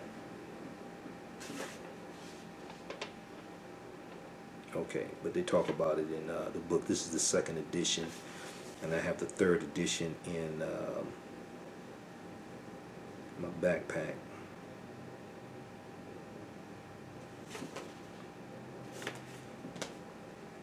Okay, so the Dawes Severity Act reversed the long-standing American policy of allowing Indian tribes to maintain their traditional practice of communal use and control of their lands. Instead, the Dawes Act gave the president the power to divide Indian reservations into individual, privately owned plots. Individual, privately owned plots. The act dictated that men with families would receive 160 acres. Single adult men would be given 80 acres. And boys would receive 40 acres. Women receive no land. Okay, women receive no land. The most important motivation for the Dawes Act was Anglo-American hunger for Indian lands. That's another way of saying white people. Okay, Anglo-American or Anglo-Saxons. The Anglos and the Saxons were 2 groups of Germanic people, also called barbarians, who go into England and conquer whoever's there in England. England is named after the Anglos. The Anglos, the Saxons, and the Jutes, J-U-T-E-S, I think it's spelled Jutes. They also go into Ireland and conquer Ireland. And Ireland is going to become a colony of England. And the Anglos and the Saxons are going to come here to this land. Okay? Like in Jamestown, Virginia. Well, in Virginia, period. But Jamestown, 1607. All right. So this is what they're talking about. All right. In understanding these groups of Germanic people, this goes back hundreds of years. The Anglos, the Saxons, the Lombards, the Picts, the Alans, the Jutes, the Vandals, the Visigoths. Right. That goes back hundreds of years. And the Vandals and the Visigoths crushed the western portion of the Roman Empire in 5th century AD, 476. Okay. And this leads to Europe being cast into the Dark Ages. All right, so this is going back hundreds of years. So the most important motivation for the Dawes Act was Anglo-American hunger for Indian lands. The act provided that after the government had doled out land allotments to the Indians, the sizable remainder of the reservation properties would be opened for sale to whites. Consequently, Indians eventually lost 86 million acres of land, or 62% of their total pre-1887 holdings. So here's what happened. When the five civilized tribes of Native Americans, the Choctaw, Chickasaw, Creek, Cherokee, and Seminole Indians, right? During the Civil War, they all fight on behalf of the South during the Civil War because they all own slaves and they don't want to give their slaves up. You know, En Vogue had a song, "Give It Up, Turn It Loose." They didn't want to give it up, turn it loose. So when they fought on behalf of the South, remember the South seceded from the Union. When they fought on behalf of the South, they didn't know it, but they violated treaties that they had signed with the Union. And in those treaties, there were clauses stating that they could never take up arms against the Union. So when they sided with the South, the Confederacy, during the Civil War, they violated their treaties. So prior to the Civil War, you had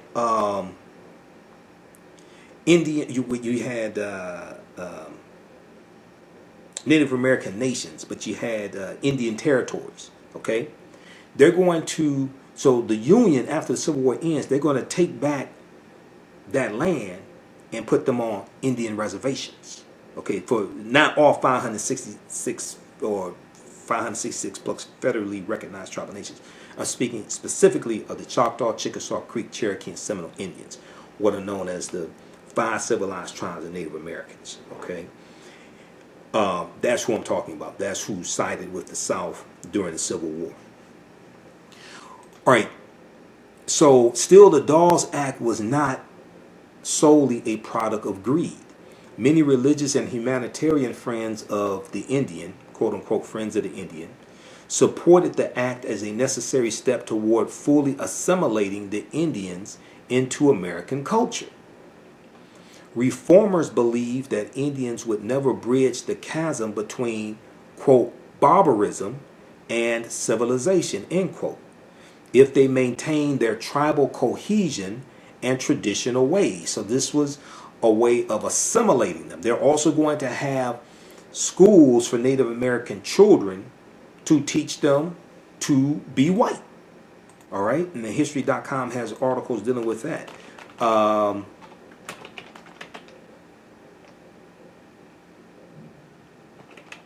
Let me see here.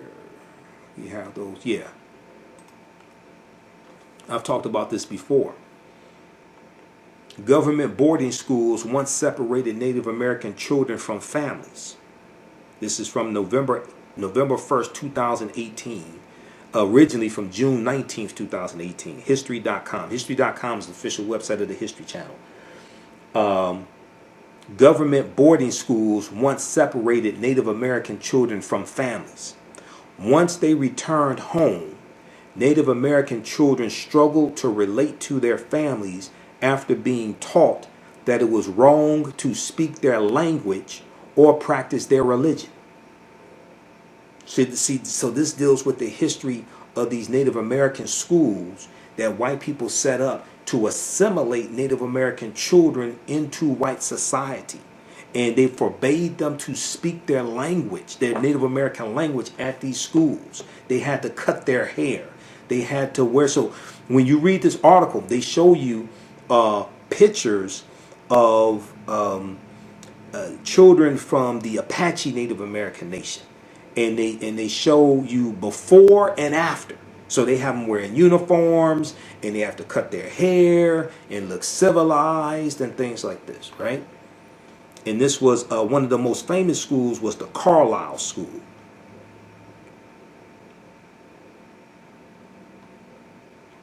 Yeah, the Carlisle Indian School. That was one of the most famous schools. Okay, all right. So check this out. This is a deep history. In 1879, U.S. Cavalry Captain Richard Henry Pratt opened a boarding school in Carlisle, Pennsylvania. But it wasn't the kind of boarding school that rich parents send their children to. Rather, the Carlisle Indian Industrial School was a government-backed institution that forcibly separated Native American children from their parents in order to, as Captain Richard Henry Pratt put it, quote, kill the Indian in him and save the man, end quote. Kill the Indian in him and save the man, end quote. Over the next several decades, Carlisle served as a model for nearly 150 such schools that opened around the country, like the 1887 Dawes Act that reallotted Native American land, or the Bureau of Indian Affairs 1902 haircut order specifying that men with long hair could not receive rations. Native American boarding schools were a method of forced assimilation. The end goal of these measures was to make Native people more like the white Anglo-Americans who had taken over their land. Now, this is the History Channel telling you this, breaking down this history. I've read this article before a number of times. Okay, back during there were some articles written back during when the family separation at the southern border, at the Mexican border, was really big, and there were articles written talking about America's history of separating families, not just dealing with slavery, okay, but also dealing with Native American families as well. So read this article here from history.com.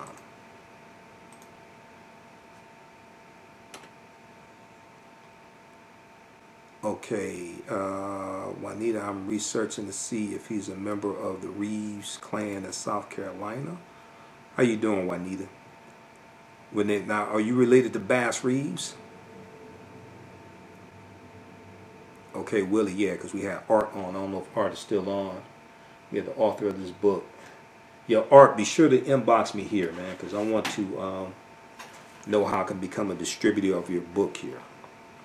I'm honored that you're on here with us. Black Gun, Silver Star, The Life and Legend of Frontier Marshal Bass Reeves by Professor Art T. Burton.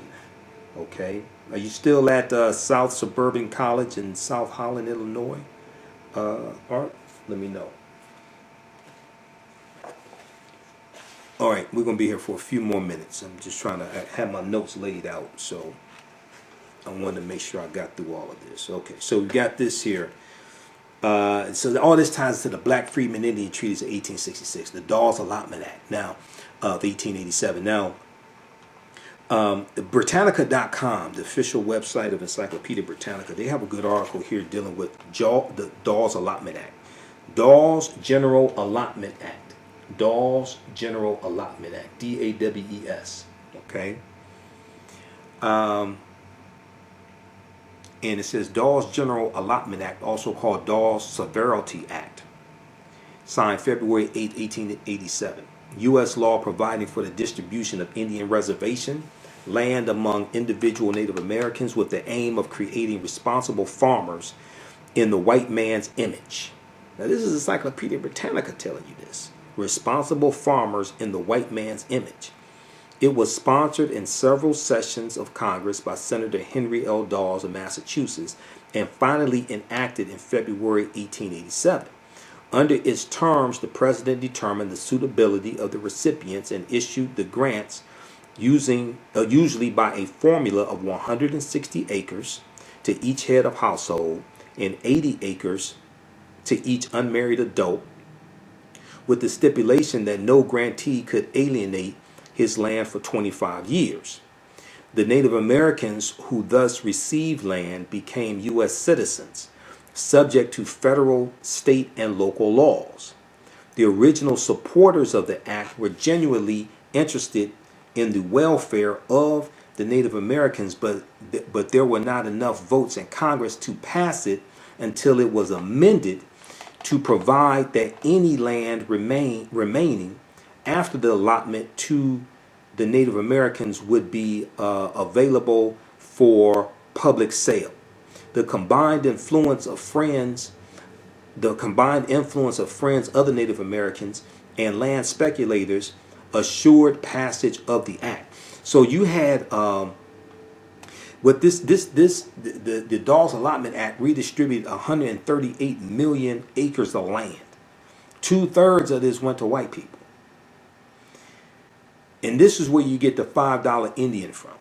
What's called the $5 Indian. Because what happened was a lot of white people found out that this land was being distributed. Now, to get the land, Native Americans had to anglicize their names. So adopt, English name, like John Smith, whatever, English names. So what happened was a lot of white people found out about this. And they added their names to the Dawes rolls also, and paid $5 to have their names added to the Dawes rolls. Okay? So this is where you get the term $5 Indian from. So majority of this land, about 2/3 of this land, ended up going to white people. All right. So the combined influence of friends of Native Americans and land speculators assured passage of the act. Under the Dawes Act, Native American life deteriorated in a manner not anticipated by its sponsors. The social structure of the tribe was weakened. Many nomadic Native Americans were unable to adjust to an agricultural existence. Others were swindled out of their property, and life on the reservation came to be characterized by disease, filth, poverty, and despondency. The act also provided that any surplus land be available to whites, who by 1932 had acquired 2/3 of the 138 million acres Native Americans had held in 1887. So it was a redistribution of land, and most of it went to the hands of white people.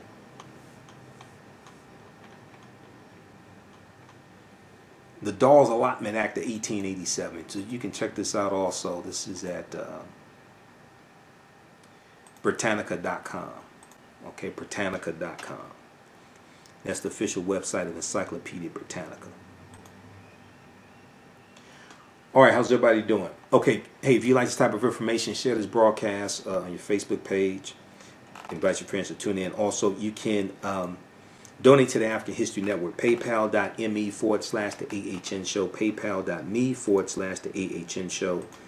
And then also, all of my DVD lectures are available at our website, AfricanHistoryNetwork.com. AfricanHistoryNetwork.com. Our current promotion, we have our 6 DVD bundle pack. The Black Migrations 1619 to 2019 bundle pack. We have it in digital download format and on DVD. Okay, and it's 6 of my latest presentations. All of them, all 6 I did this year. Let's look at some more of your comments here, because I got through the information dealing with the Dawes Allotment Act, and also in how white folks got so rich. The untold story of American white supremacy. They talk about the Dawes Allotment Act also. I'm trying to see which page is it on. This is the 2nd edition. They deal with the Homestead Act of 1862, the Southern Homestead Act of 1866. Alright.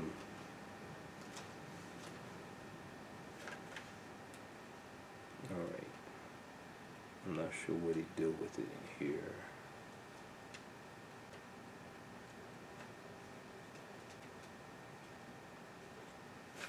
Oh, wait, hold on. Here's it. Okay, Dawes Act. Yeah, Dawes Act, page 14 of the 2nd edition. Massachusetts Congressman Henry L. Dawes drafted federal legislation enacted in 1887, which ordered the registering of Indians so they could receive an allotment of their own land. But to get on the Dawes rolls, Native Americans had to change their names to make them English sounding. They had to anglicize their names. This allowed white officials to slip the names of their relatives and friends onto the Dawes rolls and illegally reap for themselves millions of acres of land. In one state alone, the 138 million acres of Indian-held land at the time of the Dawes Act in 1887 had been reduced to 47 million acres by 1934 when the act was repealed. Ultimately, the Indian Holocaust netted for Europeans 2.3 billion acres of free land that has a government estimated value of $4,000 per acre, or $9.2 trillion.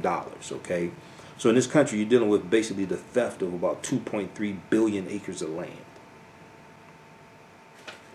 Okay, that's page 14 of the second edition.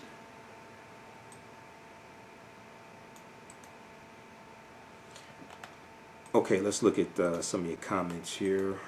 How's everybody doing? And then be sure to follow us on our YouTube channel, Michael Imhotep, Imhotep on YouTube. Michael Imhotep, Imhotep on YouTube. Okay, so when the movie comes out, I want to see how well I want to see how much of the history of Bass Reeves the movie actually deals with. Is it going to be more fictionalized? At this point, I don't know exactly. Okay.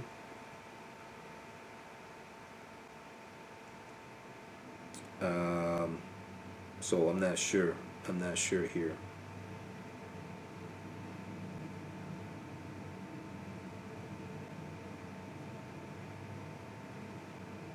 We have John. Okay. All right. So African American business owners, post the name of your business here on the thread of the broadcast, and we'll let you know how you can advertise with the African History Network also. And be sure to visit workingwithjohnray.com, workingwithjohnray.com as well. And they have a video there also. And John Ray teaches, his company is My Econ. And they teach about income shifting. And income shifting deals with understanding techniques to free up money. So you can use that money to invest, you can use that money to buy property, things like this. Okay, so visit workingwithjohnray.com, workingwithjohnray.com. All right, Dawn, how you doing? Dawn in New York City. I'm trying to make, when was the last time I was in New York City? Oh, we were in Brooklyn. Actually, we were in Brooklyn for the Black Agenda Tour. I forgot. We've been to so many. We hit what, 8 states, 8 cities. We had so many places. I can't remember. It's a lot of them. Now, if you want me to do a presentation for your group or organization, email me at customer service at africanhistorynetwork.com. Customer service at africanhistorynetwork.com. If you want me to do a presentation for your group or organization. I know Kwanzaa's coming up. I know already confirmed I will be speaking at the Kwanzaa celebration at the Charles H. Wright Museum of African American History, okay, on December 27th, the second day of Kwanzaa. So that's usually like 6 p.m. to 8 p.m. And I'll be speaking there, Charles H. Wright Museum of African American History in Detroit. So I know it looks like they're doing Kwanzaa the first 4 days, which means that the last 3 days of Kwanzaa I probably will not be in Detroit. All right, so I'll be on the road somewhere. So if you want me to do a presentation for your group or organization, let me know. All right, we also have a new advertiser, which is Car Marshall. Okay, if you're looking for a new or used car, click on the link below.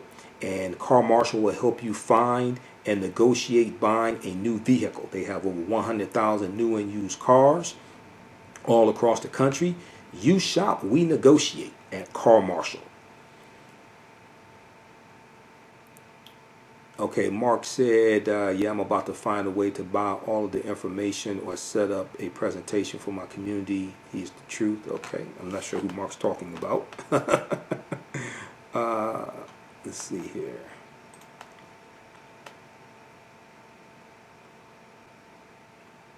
Then also visit incomeshifting.com as well, or which is it's a website John Ray has also to teach about income shifting.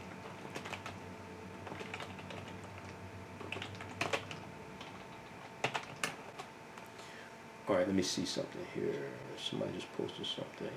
Mark. All right.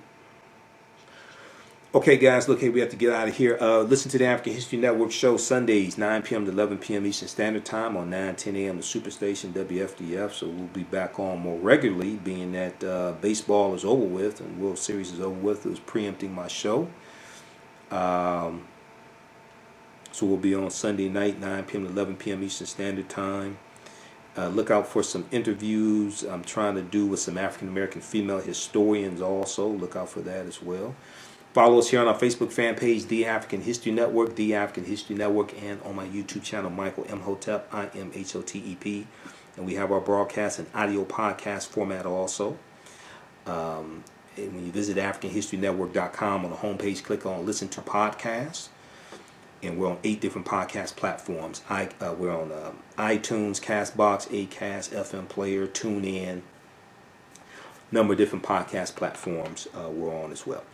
All right, look, hey, I have to get out of here. Remember, at the African History Network, we focus on educating, empowering, and inspiring people of African descent throughout the diaspora and around the world, because right knowledge corrects wrong behavior. What you do for yourself, what you do to yourself, and what you allow other people to do to you and get away with is based upon what you think about yourself. What you think about yourself is based upon what you have been taught about yourself. What you've been taught about yourself is based upon everything you've read, heard, and seen about yourself. Remember, right knowledge corrects wrong behavior. It's not over till we win. Wakanda forever. And, you know, Wakanda is interesting, right? Lastly, because, you know, I have a whole presentation I do dealing with the film Black Panther. And my lectures dealing with Black Panther are at our website, AfricanHistoryNetwork.com. When we talked about the Khoisan and the Khoisan in Botswana, and we know the Khoisan have the oldest DNA on the planet. They also have the oldest language, which is the Click language. And in the film Black Panther, the language that's spoken in Wakanda, that T'Challa speaking at General Okoye, things like this, and T'Challa speaking to his father T'Chaka, that language is called isiXhosa. isiXhosa is a Bantu language. And Bantu is a group of 500 African languages. But Bantu is spoken, isiXhosa is spoken in Southern Africa, okay? And it's spoken among the Khoisan. So it's isiXhosa, or you also see it referred to as Xhosa, Xhosa or isiXhosa. And in the isiXhosa language, some of the sounds are the Click language, which takes you back to the Khoisan as well. So all of this history is interrelated and interconnected. All right. So remember, right now it's correct wrong behavior. It's not over till we win. Wakanda forever. We'll talk to you next time. Peace.